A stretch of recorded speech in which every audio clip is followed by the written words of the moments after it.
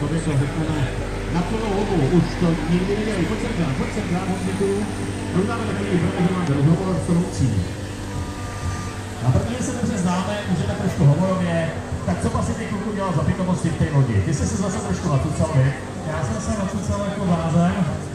No a tady je to asi chtěl vyskočit předězem, že... Jsou takové ty nožové, které se musí zmačknout do zhora, ale musíte vydat pojistku, jinak to nepřemůžete. Je to proti tomu, abyste náhodou si to...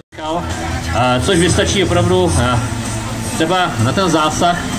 A takhle krásně s tím autem projedete plameny, aniž byste ho třeba zničili, nebo aniž by vám popraskali okýnka, aniž byste se spálili.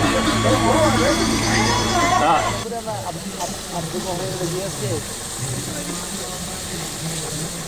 To je paráda, je?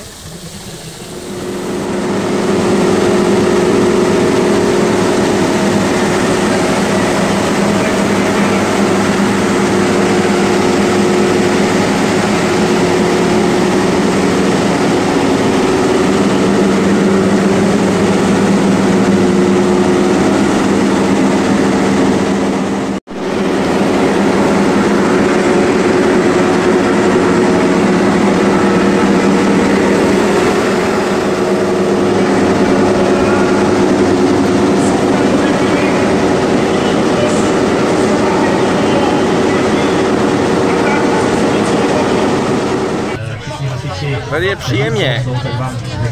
Tady to pěkně profukuje. Další metody, ze kterými se hasí.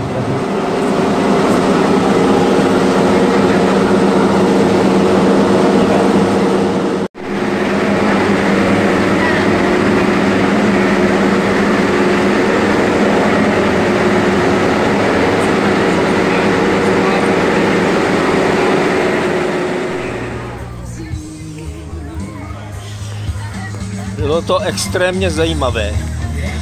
Tak jedem.